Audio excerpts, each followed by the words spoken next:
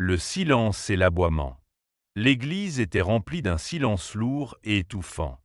Un silence qui n'apporte pas la paix, mais un poids, celui qui s'installe dans la poitrine et refuse de partir. La lumière du soleil traversait les vitraux, peignant le sol de rouge et de bleu pâle. Des rangées de policiers restaient immobiles, leurs uniformes sombres et impeccables, leurs visages marqués par le chagrin. Tout à l'avant, entouré de lys blancs et du léger parfum des bougies brûlantes, se trouvait un cercueil fermé, recouvert du drapeau national. La plaque indiquait « Officier Daniel Granger ». La cérémonie devait être solennelle. Un adieu à un homme qui avait donné sa vie en service. Chaque son était mesuré, intentionnel. Le froissement des pas, le léger sanglot d'une veuve essayant de ne pas craquer, le bruissement du papier lorsque le prêtre tournait une page. Et puis, un son inattendu. Un aboiement net, résonnant. Les têtes se tournèrent, surprises. Au bout de l'allée se tenait un grand berger allemand, son pelage brillant dans la lumière tamisée, un gilet noir attaché à sa poitrine avec un mot en lettres blanches. Police. Rex. Le partenaire de Daniel. Son ombre pendant chaque patrouille, chaque service de nuit, chaque poursuite. Les yeux du chien étaient fixés sur le cercueil, immobile. Pendant un long moment, personne ne bougea. On pensa qu'il s'agissait du chagrin, l'animal loyal pleurant son ami disparu. Mais un autre aboiement retentit. Pas doux, pas triste. Plus fort, pressant, chargé de quelque chose de brut et d'intentionnel. Le prêtre hésita. La veuve, Amanda, leva les yeux à travers ses larmes, déconcertée. Rex fit un pas en avant, les muscles tendus, la queue basse mais ferme. Ses oreilles frémissaient, son regard ne quittant pas le cercueil. Un murmure parcourut la foule. Il doit être bouleversé. Quelqu'un devrait sortir le chien. Mais Amanda secoua la tête. Elle avait vécu assez longtemps auprès de son mari pour savoir comment son chien réagissait, et ce n'était pas du chagrin. Il y avait de l'intelligence dans les yeux de Rex. Une intention. Il gémit doucement, fit quelques pas, puis aboya encore, plus court, plus net, comme un signal. Quelque chose dans ce silence se mit à sonner faux. L'air devint lourd, chargé d'attente. Personne ne le savait encore, mais cet aboiement, ce seul son de défi, fut la première fissure dans le calme du funérail. C'était plus qu'un bruit. C'était un avertissement. Et sous le poids des fleurs et des prières, sous le couvercle poli du cercueil, quelque chose ou quelqu'un attendait d'être découvert. Le poids de l'adieu. Dehors, la pluie tapotait doucement contre les vitraux de l'église, un son presque trop délicat pour ce qui se passait à l'intérieur. L'air était chargé de parfums et de fumée de bougies. Un léger froid s'accrochait au sol de marbre, s'infiltrant dans les chaussures des endeuillés, serrés les uns contre les autres, unis par la douleur et l'incrédulité. Amanda était assise au premier rang, les mains serrées autour d'un drapeau plié. Ses jointures étaient blanches, son alliance glacée contre sa peau. Elle n'avait pas dit un mot depuis le matin. Ni au prêtre, ni aux collègues de Daniel, ni même à sa sœur assise à côté d'elle. Ses yeux étaient ouverts, mais vides, comme une fenêtre après que la lumière s'est éteinte. Les mots du prêtre flottaient dans l'air comme du brouillard. Quelque chose sur le courage, le sacrifice, le service. Rien ne l'atteignait. Rex était couché à ses pieds, silencieux mais attentif. Sa respiration était régulière, presque mesurée, mais son regard ne quittait pas le cercueil. La tension dans son corps était visible, un fil tendu à l'extrême. Parfois, ses oreilles frémissaient, comme s'il percevait des sons que personne d'autre n'entendait. Un petit gémissement s'échappa de lui, si faible qu'Amanda seule l'entendit. Elle baissa les yeux, effleura son pelage et murmura quelque chose à voix basse, des mots tremblants qui se brisèrent avant d'atteindre ses lèvres. La cérémonie continua. Des gens vinrent parler, déposer des fleurs, raconter des histoires sur le courage de Daniel. Chaque voix se fissurait au milieu. Chaque souvenir portait à la fois la fierté et la douleur. On parlait de lui comme d'un homme qui n'hésitait jamais, qui souriait même après les pires journées, qui traitait chacun avec respect. Amanda essayait d'écouter, mais elle ne pensait qu'à ce dernier matin. Le baiser sur la joue, l'odeur laissée sur sa veste, la queue de Rex remuant à la porte. Et maintenant, il ne restait qu'un cercueil. Le mouvement de Rex brisa ses pensées. Il leva brusquement la tête, les oreilles dressées, les yeux fixés sur la boîte de bois que tout le monde évitait de regarder. Amanda crut d'abord qu'il avait senti sa peine, comme souvent. Mais vint alors un grognement, bas, incertain, comme un avertissement. Un officier fronça les sourcils et chuchota. « Pourquoi fait-il ça ?» Son voisin haussa les épaules. Mais le cœur d'Amanda s'emballa. Rex se leva, rigide, la queue immobile. 2 pas lents vers le cercueil, le museau frémissant. Le prêtre hésita. « Quelqu'un peut sortir le chien, s'il vous plaît ?» murmura une voix. Amanda se retourna brusquement. « Laissez-le. » La tension se répandit dans la salle comme une onde. Personne ne bougea. Rex s'approcha du cercueil, si près que son souffle laissa une buée sur le bois poli. Il renifla une fois, puis une autre, plus longue. Ses yeux se plissèrent. Un autre grondement, plus fort. Amanda se leva à moitié, entre peur et incompréhension. Les murmures s'élevèrent. Il est confus. C'est l'odeur.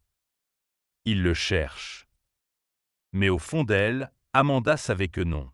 Ce n'était pas de la confusion. C'était de l'instinct. Rex aboya de nouveau, avec autorité, le son résonnant sous les voûtes. Le prêtre recula. Plusieurs sursautèrent. Michael Bryant, le partenaire de longue date de Daniel, fut le seul à ne pas bouger. Il connaissait Rex depuis des années. Il connaissait cet aboiement. Ce n'était pas un hasard. Ce n'était pas du chagrin. C'était un signal. Il s'avança calmement dans l'allée, ses pas résonnant dans le silence. Arrivé près de Rex, il s'agenouilla et posa une main prudente sur son épaule. « Qu'est-ce qu'il y a, mon grand » murmura-t-il. Rex ne remua pas. Il fixait simplement le cercueil, griffant légèrement un coin du bois. Puis il aboya de nouveau, court, sec, déterminé. Le son vibra dans les murs. Michael leva les yeux vers Amanda. Son visage était livide. Le moment semblait suspendu, comme si le temps attendait une décision. Le prêtre voulut reprendre, mais sa voix trembla. La musique s'arrêta. Un tout-sautement nerveux brisa le silence. Et tout le temps, Rex ne bougea pas. Ses yeux brûlaient d'une intensité que Michael connaissait trop bien. Pendant des années, Daniel avait fait confiance à ce chien plus qu'à quiconque. S'il réagissait ainsi, il y avait une raison. L'air de l'église devint plus froid, plus lourd. Les flammes des bougies vacillaient, hésitantes. Amanda porta une main à sa poitrine. Son cœur battait fort.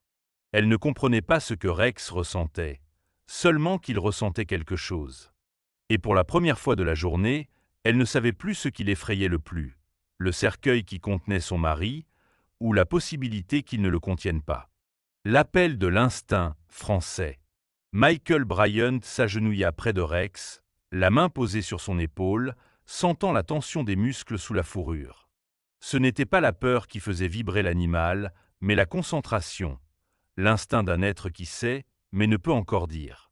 Il avait déjà vu ce regard chez Rex, ces nuits où l'obscurité cachait un danger que seul le chien percevait. Et toujours, cela signifiait une chose, quelque chose de vivant n'était pas loin. L'église retomba dans un silence total. Les murmures s'éteignirent, la voix du prêtre se tut, et même la pluie sembla retenir son souffle. Tous les yeux étaient tournés vers le chien et l'homme à ses côtés. Michael se pencha. « Qu'est-ce que c'est » murmura-t-il, sachant que les mots ne serviraient à rien.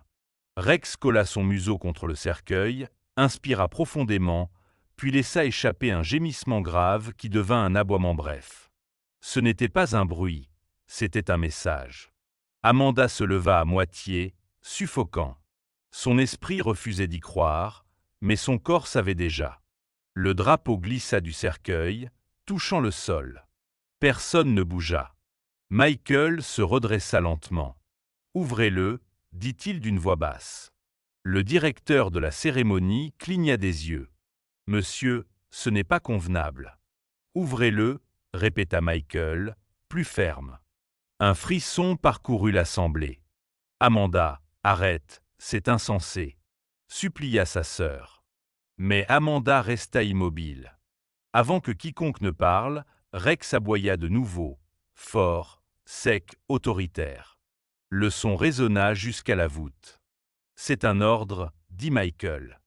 Ouvrez-le. 2 officiers s'approchèrent, les mains tremblantes. Le prêtre se signa. Le métal grinça, l'air se figea. Rex s'immobilisa. Amanda porta la main à sa bouche, son cœur battant contre sa cage. La couvercle se souleva lentement. Un souffle d'air froid s'échappa. Puis un son. Léger. Fragile. Une respiration. Michael se pencha. Encore. La même respiration. Attendez. Ne le fermez pas. Ses doigts sentirent une brise minuscule. Amanda chancela. Les larmes brouillaient sa vue. Rex grattait doucement le bois.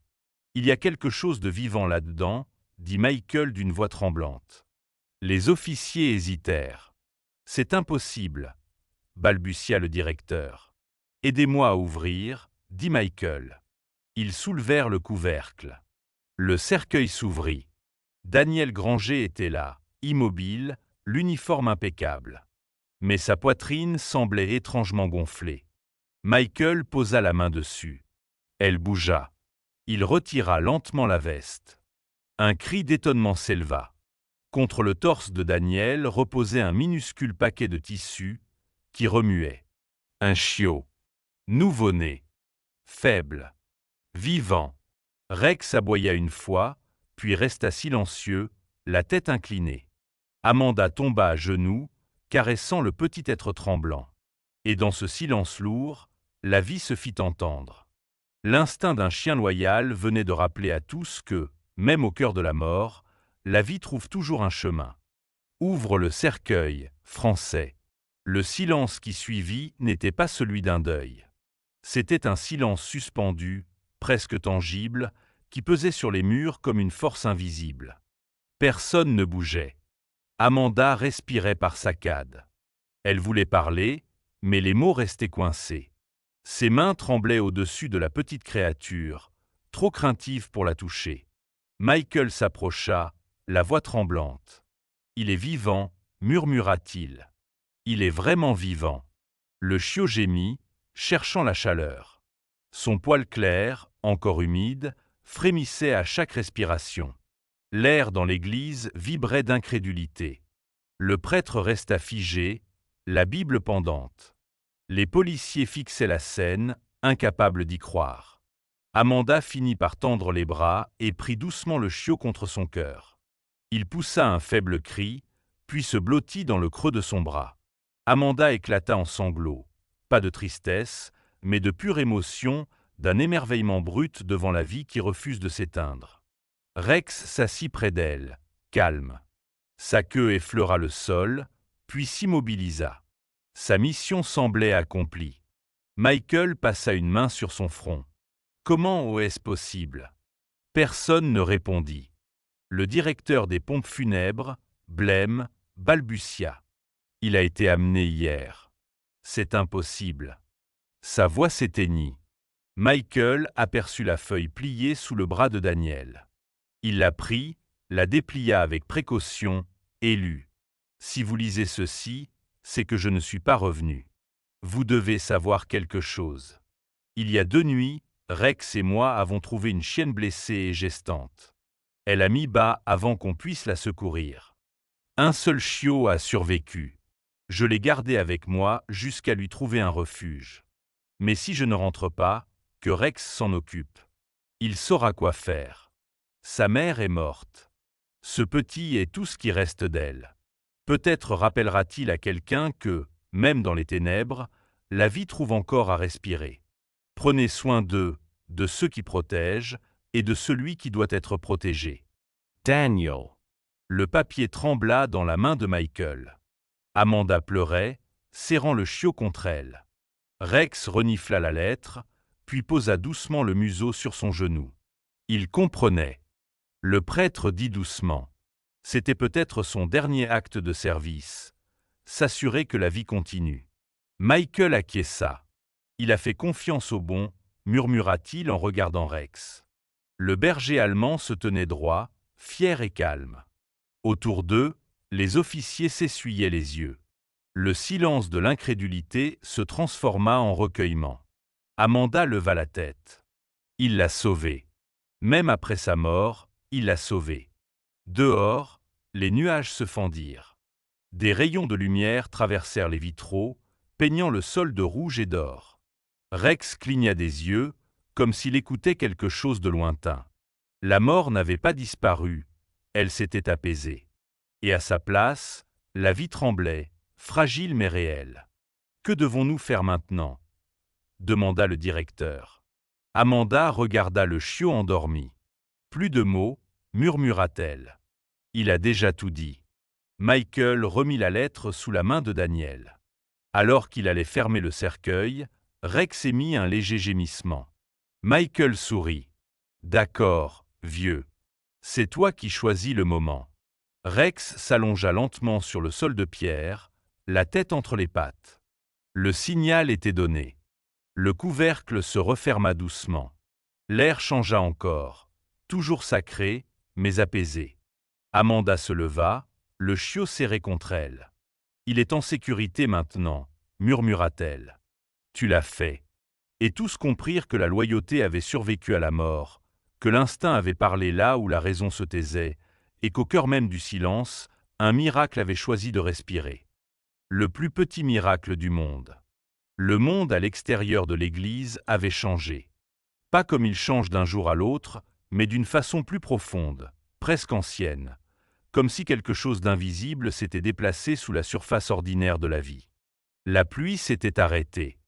Les nuages, lourds et argentés, pendaient bas. Amanda sortit, serrant la petite créature contre elle. Rex marchait derrière, pas après pas, un gardien qui n'avait plus rien à protéger, mais qui n'était pas encore prêt à partir. Michael avançait à leur côté, silencieux. Les mots de la lettre résonnaient encore dans son esprit. Même dans les heures les plus sombres, la vie trouve toujours le moyen de respirer. Au bord du parking, Amanda s'arrêta. Le chiot remua, cherchant sa chaleur. Son battement minuscule se mêlait au sien. Elle sourit doucement. « Tu vas t'en sortir » murmura-t-elle. « Tu le haises déjà. » Rex s'assit à côté d'elle, la queue enroulée autour de ses pattes, le regard tourné vers l'horizon. La lumière du soleil glissa sur son poil, brillant sur le médaillon de service, REX, gravé sous l'emblème effacé de la police. Pour la première fois, Amanda remarqua combien il paraissait fatigué. Pas brisé, jamais, mais usé par trop d'amour et de perte. Michael posa la main sur son dos. « Il restera avec toi, » dit-il doucement, « jusqu'à ce qu'il sache que le petit est en sécurité. » Amanda hocha la tête. Le chiot dormait à nouveau, les pattes frémissantes dans un rêve. Elle rit faiblement. « Alors nous resterons ensemble un moment. » Ils rentrèrent en silence. La ville vivait, indifférente au miracle qui venait de se produire. Dans les bras d'Amanda, le chiot dormait paisiblement. Ce soir-là, son appartement semblait différent. Les murs, autrefois pleins de solitude, semblaient respirer de nouveau. Elle installa le chiot sur une serviette près du radiateur. Rex se coucha aussitôt à ses côtés, comme s'il connaissait déjà sa place. Amanda les observa longtemps. Pas de télévision, pas de téléphone.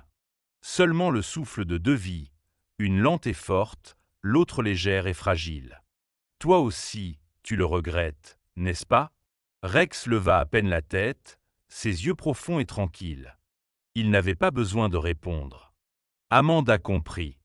Elle prit son appareil photo, celui qu'elle n'avait plus touché depuis l'accident de son frère. Elle s'agenouilla et prit une photo, la chaleur, la lumière, la paix. Ce n'était pas juste une image. C'était une preuve. La douleur pouvait enfanter la douceur. Plus tard, elle prépara un repas simple, nourrit Rex, puis le chiot. Ce fut maladroit, un peu chaotique, mais elle rit. Et ce rire remplit la pièce comme un baume. Les jours passèrent. La maison changeait, le parfum du lait, une couverture oubliée sur le canapé, des griffes minuscules sur le parquet. Amanda se levait tôt pour s'assurer que le petit respirait encore. Rex veillait toujours. Michael venait parfois, déposer des vivres, puis repartait avec un pas plus léger. Le chiot grandissait. Son pelage prenait une teinte dorée. Ses yeux s'ouvraient sur le monde. Quand Amanda croisa ce regard pour la première fois, une paix silencieuse remplaça la douleur.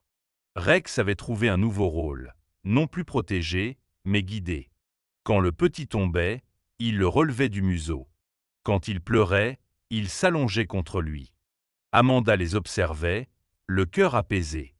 Un matin, elle retourna dans le champ près des bois. Le givre étincelait. Elle posa le chiot sur l'herbe, Rex suivit, digne et calme. Le petit trébucha, aboya, puis recommença. C'était maladroit, chaotique et magnifique. Amanda passa la main sur le dos de Rex. « Il serait fier de toi », murmura-t-elle. Rex battit des paupières, puis regarda le chiot poursuivre une feuille dansante. Ils restèrent là longtemps, immobiles. Le monde semblait fragile, mais complet. « C'est ça, c'est ce qu'il voulait », dit-elle tout bas.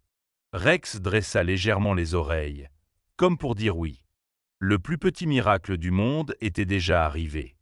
Pas la survie du chiot, ni la découverte miraculeuse.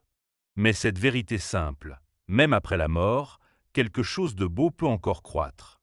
L'amour change de forme, plus petit peut-être, mais tout aussi infini.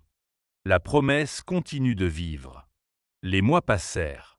Les saisons se succédaient presque imperceptiblement, chacune se pliant en silence dans la suivante. Le monde ne s'était pas arrêté pour le deuil, et pourtant, quelque chose dans la vie d'Amanda avait changé. Un rythme plus lent, plus calme, plus intentionnel. Le chiot avait grandi. Son petit corps tremblant débordait maintenant d'énergie et de curiosité. Son pelage brillait comme du miel clair, et ses yeux étaient du même brun doux que ceux de Rex. Amanda l'appela Echo, parce qu'il semblait porter en lui la résonance discrète de quelque chose, ou de quelqu'un, encore présent dans l'air entre eux. Rex aussi avait changé. Ses mouvements étaient plus lents, plus prudents. L'âge s'était glissé dans ses os, mais la lumière dans ses yeux ne s'était jamais éteinte.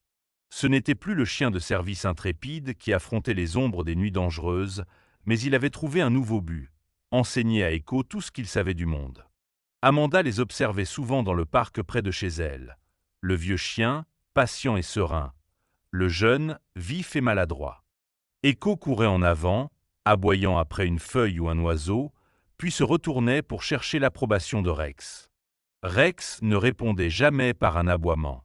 Il n'en avait pas besoin. Un simple regard, calme, assuré, suffisait pour le ramener. Parfois, Amanda pensait à Daniel à ces moments-là, à la manière dont il parlait de discipline, de loyauté et de bonté comme si c'était la même chose. Maintenant, elle comprenait, elle l'était. Chaque week-end, elle allait sur la tombe de Daniel. Jamais de fleurs. Seulement Rex et Echo. Ils s'asseyaient en silence, Rex allongé contre la pierre, Echo humant l'herbe, pendant qu'Amanda parlait. Ce n'était plus une conversation de tristesse, mais de gratitude.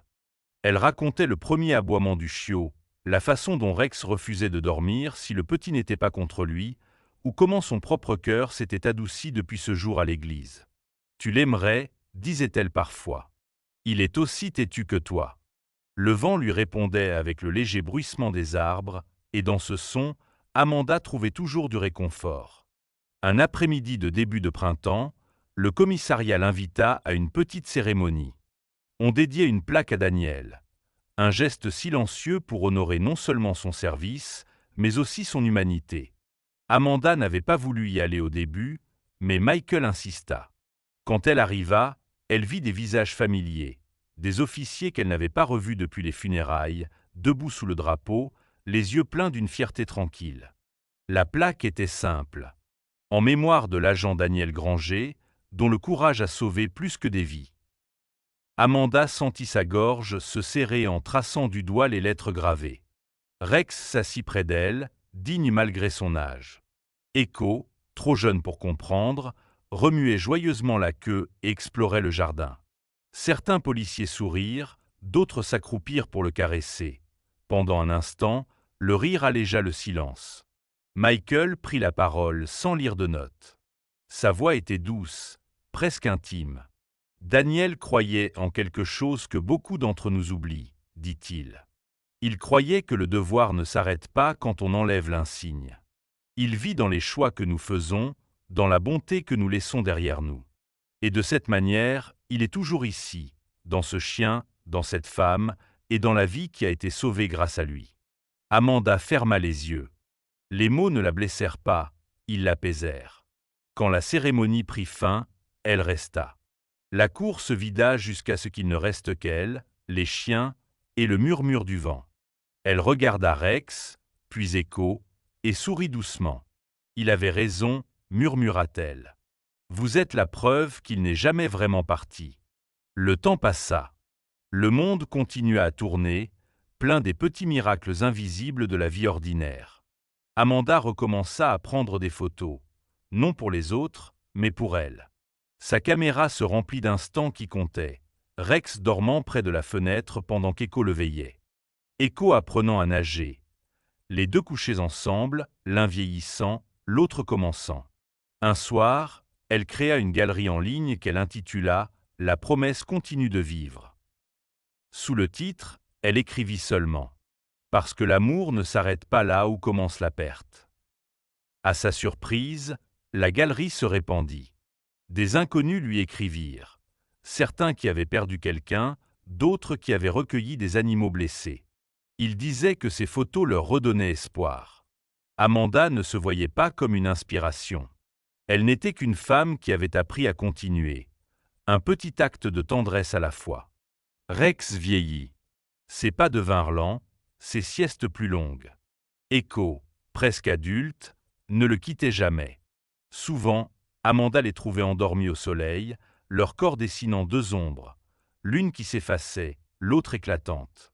Et un matin, la maison fut trop silencieuse. Rex ne se réveilla pas. Amanda s'assit à côté de lui, longtemps, la main posée sur sa fourrure immobile.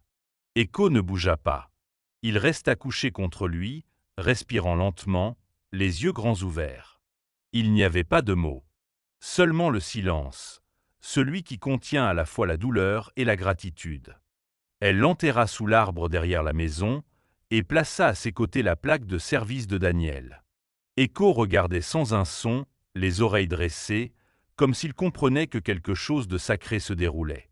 Amanda murmura « Merci » et le vent emporta sa voix entre les branches.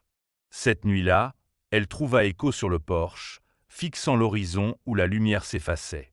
Elle s'assit à côté de lui et le prit dans ses bras. « C'est bon, » dit-elle doucement. « Tu n'es pas seul. » Echo se blottit contre elle, sa chaleur vive et constante, la continuation de tout ce que Rex et Daniel avaient représenté.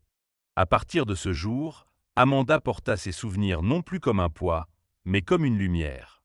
Chaque photo, chaque geste silencieux de soin devint une façon de les honorer. La promesse ne s'était pas brisée. Elle avait simplement changé de forme. Et quelque part, peut-être au-delà du temps et du regard, un homme et un chien marchaient à nouveau côte à côte, fiers, en paix, observant le petit miracle que leur amour avait laissé derrière eux.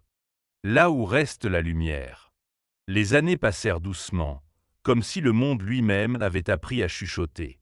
La petite ville devint plus calme, les saisons plus tendres. Les arbres le long de la crête près de la maison d'Amanda s'élevaient un peu plus haut chaque année, leurs feuilles étincelant d'or sous le soleil d'automne. La vie ne se précipitait plus en elle. Elle avançait comme une marée, régulière, indulgente, pleine. Echo était devenu un chien splendide, grand et gracieux, avec les mêmes yeux pensifs que Rex autrefois. Il portait en lui une confiance tranquille, celle de ceux marqués par un héritage.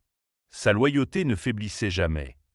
Son lien avec Amanda s'était approfondi, devenu quelque chose d'ancien, comme si deux vies avaient appris à battre d'un même cœur. Les cheveux d'Amanda s'étaient argentés sur les tempes, mais son sourire s'était adouci. Elle avait continué la photographie, la transformant en art du récit. La galerie qui autrefois exposait quelques images d'une femme et de 2 chiens débordait désormais d'histoires venues du monde entier. Animaux sauvés, familles réunies, vie reconstruite après la perte. Elle l'appela « Là où reste la lumière ». Elle n'expliqua jamais le titre. Les gens semblaient le comprendre. Pourtant, un soir de printemps, tandis que l'air embaumait la pluie, Amanda s'assit sur son porche, Echo couché à ses pieds. Le ciel s'étendait, calme, strié de bleu et de violet. Elle tenait une tasse de thé d'une main et effleurait distraitement le vieux collier de Rex suspendu près de la porte. « Il me manque encore », murmura-t-elle. Les oreilles d'Echo frémirent. Il leva la tête et la posa sur son genou. « Je sais, » répondit-elle doucement, souriant. « Toi aussi, il te manque. » Une brise légère fit tinter les carillons du porche voisin. La mélodie était mince mais claire, semblable à un rire qu'on se rappelle plutôt qu'on entend. Amanda ferma les yeux. Parfois, lorsque la lumière tombait d'une certaine façon, elle les sentait tous deux, Rex, assis juste au-delà du regard, Daniel, sa voix calme portée par le vent. Ce n'était pas un fantôme, c'était une présence. Douce, protectrice, éternelle. Cette nuit-là, elle ouvrit une vieille boîte sur l'étagère. À l'intérieur, des photos, des lettres usées, un insigne de police plié et un petit papier, celui qui reposait autrefois dans le cercueil de Daniel. L'encre avait pâli, mais les mots restaient. « Prends soin d'eux, de ceux qui peuvent encore protéger, et de celui qui doit être protégé. » Elle relut la lettre, puis observa Echo dormir près de la fenêtre. Il n'était plus celui qui avait besoin d'être protégé. Il était devenu le protecteur. Les rôles avaient changé sans qu'il s'en aperçoive. Amanda remit la lettre dans la boîte et murmura « J'ai fait ce que tu m'avais demandé. » Sa voix trembla, mais ne se brisa pas. Et eux aussi ont tenu leur promesse. Cet été-là, elle commença à enseigner la photographie aux enfants du centre communautaire. Elle leur disait que le secret d'une image réussie n'était pas dans l'appareil, mais dans la patience. Il faut attendre, expliquait-elle, le moment qui respire. Les enfants ne comprenaient pas toujours, mais en voyant ces photos, ils sentaient ce qu'elles voulaient dire. Le silence entre les gestes, la douceur d'un regard, la lumière qui demeure quand tout le reste change. Echo faisait partie des cours lui aussi. Il restait calme pendant les leçons, se laissant caresser par de petites mains ou nourrir de miettes. Il était devenu le centre tranquille de chaque pièce, la mémoire vivante de tout ce qui avait été douleur et devenait paix. Parfois, Amanda se surprenait à sourire sans raison. Ce n'était pas de la joie, c'était de la reconnaissance. La certitude que l'histoire qu'elle avait crainte de voir finir faisait désormais partie de quelque chose d'infini. Un matin d'automne, alors que la brume glissait sur les champs, Amanda emmena Echo sur la colline surplombant la ville, la même où elle s'était tenue autrefois avec Rex et Daniel. Elle portait son appareil, bien qu'elle s'en serve rarement. Ils restèrent là des heures, observant la lumière descendre dans la vallée. L'air sentait le pin et la terre froide. Un vol d'oiseaux s'éleva soudain des arbres, silhouette sombre se pliant et se dépliant dans le ciel pâle.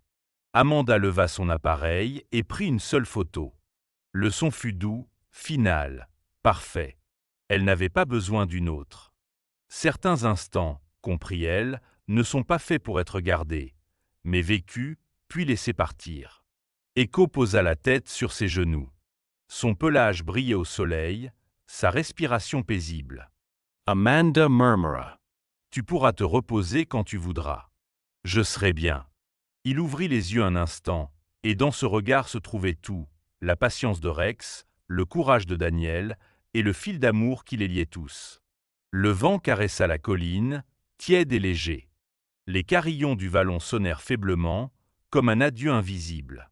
Des années plus tard, longtemps après qu'Amanda eut les mains fragiles, on parlait encore de son œuvre.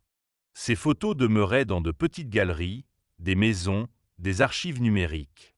Mais ce qui restait vraiment, ce n'étaient pas les images. C'était le sentiment qu'elle portait. La foi tranquille qu'au cœur de toute fin, quelque chose de vivant subsiste. Et dans une petite maison près des bois, une photo unique ornait le mur. Rex, Echo et Daniel.